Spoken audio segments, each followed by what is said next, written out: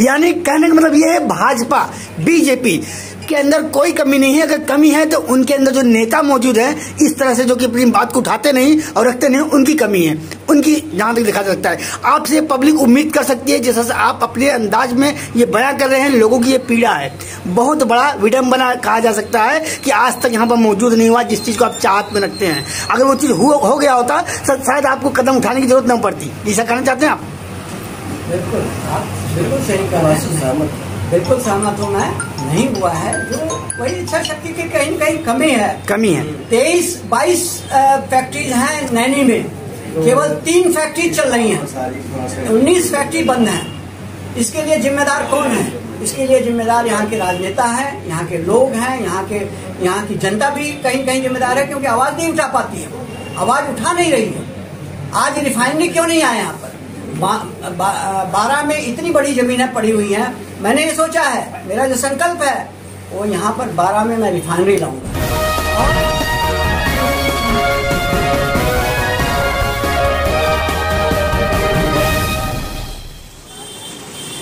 स्वागत है सभी दर्शकों का जन जागृत न्यूज चैनल पे। जैसे आप देख रहे हैं प्रयागराज के नगर पंचायत भवन में चार मोहम्मद चंदू जी के ऑफिस में आप यहाँ पे देख सकते हैं काफी कुछ नए चेहरे, कुछ पुराने चेहरे आपको दिखाई दे रहे होंगे। आइए हम जानेंगे, यहाँ पर आए दिन बड़े बड़े नेता लोग का आगमन होते रहता है। हम जगह लेना चाहेंगे, बात करना चाहेंगे आज जो यहाँ पर नेता मौजूद हैं। मैं डॉक्टर संगम मिश्र हूँ, शिक्षाविद हूँ, शिक्षा के क्षेत्र से आया हुआ हूँ। इसी इलाहाबाद भूमिका, पावन पवित्र भूमिका में पैदा हुआ हूँ और मेरा नाम ही संगम है। जी जी जी। तो शिक्षा के क्षेत्र में काम करते में सैकड़ों विद्यालय हमारे संस्थान में चलते हैं और लाखों बच्चे पढ़ करके, अभी तक 2 करोड़ बच्चे पढ़ करके हमारे संस्थानों से निकल चुके हैं। जो दुनिया के किसी भी कोने में आप जाइएगा तो हमारे सेंट्रल एकेडमी संस्थान समूह के बच्चे जरूर आपको मिलेंगे।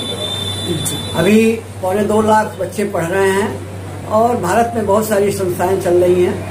क्योंकि शिक्षा के क्षेत्र से आया हुआ हूँ, इसलिए मेरा जो लक्ष्य है, मेरा जो संकल्प है, मेरा जो उद्देश्य है वो ये है कि अपना क्षेत्र, चूंकि हमारा आज तक बहुत सारा बाहर काम किया और दूसरी जगहों में काम किया, लेकिन हमारी जो जननी कहते हैं ना, जननी जन्मभूमि स्वर्गादपि गरीयसी, ये हमारी जन्मभूमि है, प्रयागराज हमारी जन्मभूमि है। इसलिए मैं चाहता हूँ कि आप जीवन का शेष भाग मैं अपने क्षेत्र में पूरी तरह से लगाऊं। हालांकि मैं 2004 से यहाँ पर अपनी संस्थाओं को चला रहा हूँ और एक व्यक्ति हमको जानता भी है। हमारी संस्थाओं के माध्यम से लोग हमको जानते हैं, सेंट्रल एकेडमी संस्थान समूह के माध्यम से लोग जानते हैं।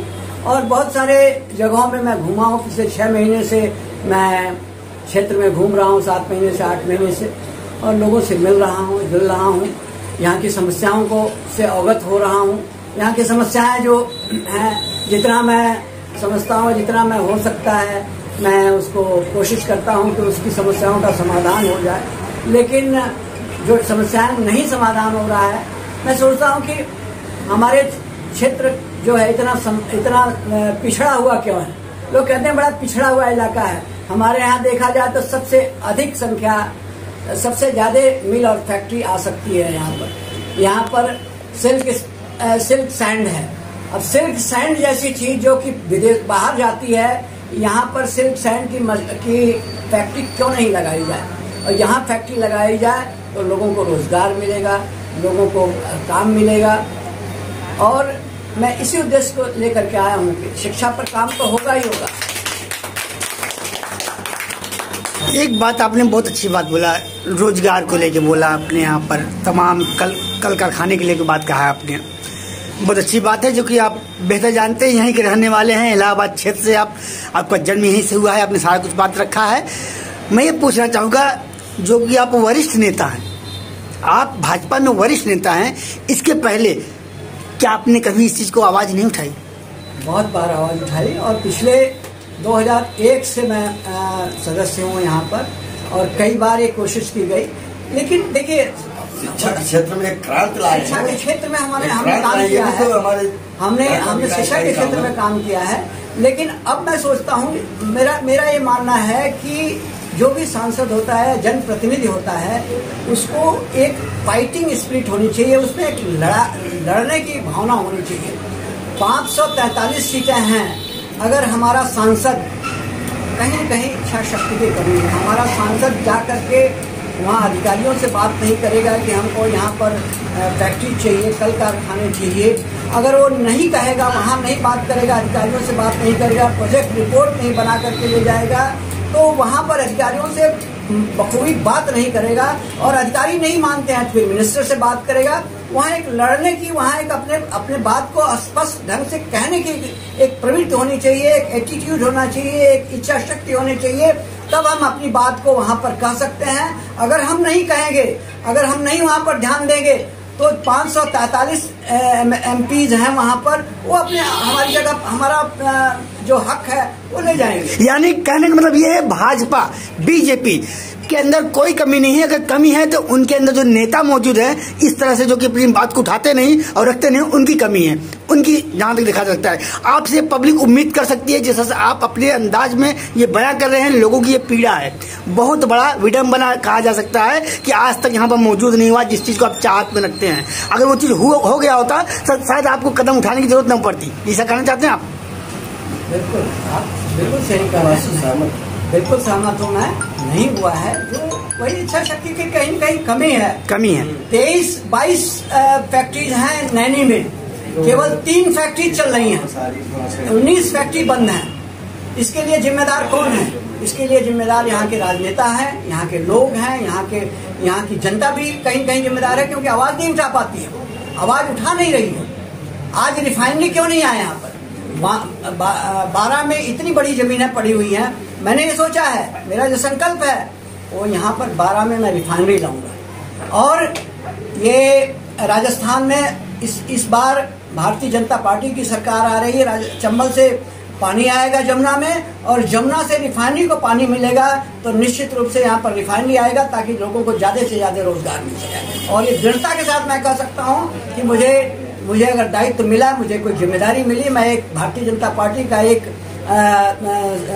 निष्ठावान कार्यकर्ता हूं, लेकिन अगर मुझे जिम्मेदारी मिलती है तो निश्चित रूप से मैं हर तरह से कोशिश करूंगा कि यहाँ पर रिफाइनरी आए, ताकि लोगों को रोजगार मिल सके। धन्यवाद, बहुत स्पष्ट तौर से अपनी बात को रखा है। यहाँ पे साथ मौजूद भगवान दास साहब हैं, क्या कहना चाहेंगे आप? हम सब भारतीय जनता पार्टी के कार्यकर्ता हैं जी, और भारतीय जनता पार्टी के जो कार्यक्रम चल रहे हैं केंद्रीय नेतृत्व और प्रदेश के नेतृत्व द्वारा, जन जन जो सरकार की योजनाएं हैं उसको पहुंचाने का काम गांव-गांव में करते हैं। कमल के फूल के नीचे सब काम करते हैं। कहा जाता है आपके बारे में, एक बात मैं बोलना चाहूंगा, टोक रहा हूँ आपको, कि जो प्रत्याशी, जो कैंडिडेट आगे होता है, आप उसके साथ होते हैं, क्या ये सच है?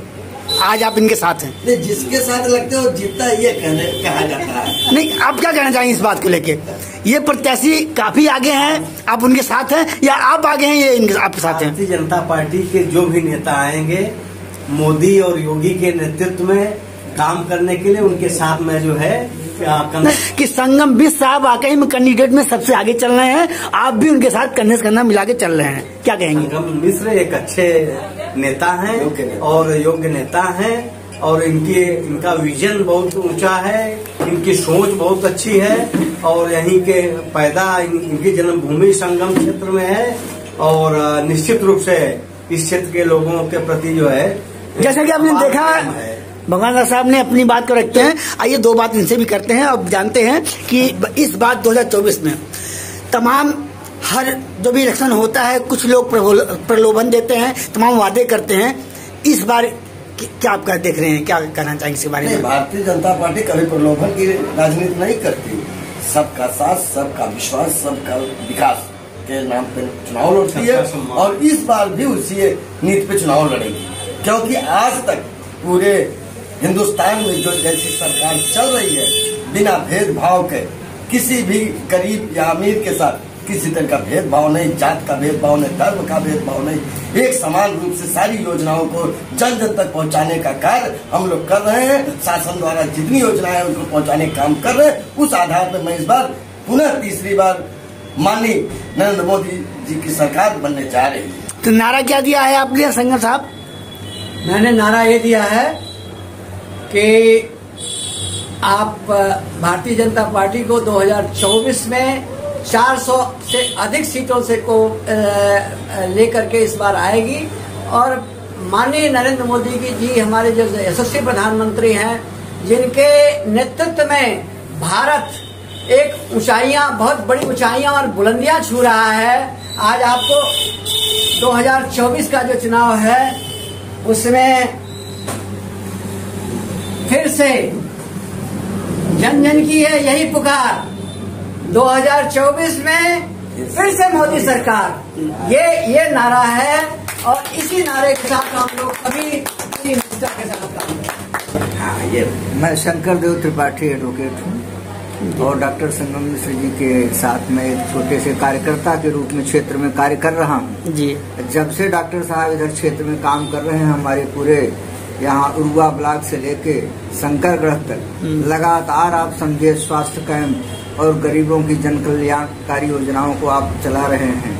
ऐसे दलित, गरीब, वंचित, शोषित के आप एक मसीहा के रूप में जनता ने आपको स्वीकार किया है और आगे भी जनता आपसे यही आशा रखती है कि हम गरीबों के लिए आप बहुत बड़ा कार्य करेंगे। स्वास्थ्य कैंप की अभी जानकारी रास्ते में दी गई कि अब 12 में भी स्वास्थ्य कैंप लगेगा। चारों तरफ स्वास्थ्य कैंप लग रहे हैं। गरीबों की जो कल्याणकारी योजनाएं स्वयं अपने फंड से चला रहे हैं। ऐसे महान नेता के साथ जुड़कर मुझे बड़ा गर्व का अनुभव होता है और मैं लगातार आपकी सेवा में एक छोटे से कार्यकर्ता के रूप में कार्य कर रहा हूँ। धन्यवाद।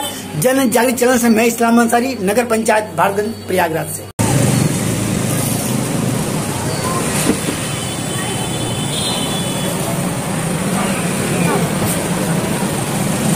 चैनल पर दिखाए जाने वाले सभी न्यूज से अपडेट रहने के लिए चैनल को सब्सक्राइब करें और बेल आइकन को दबाना ना भूलें। धन्यवाद।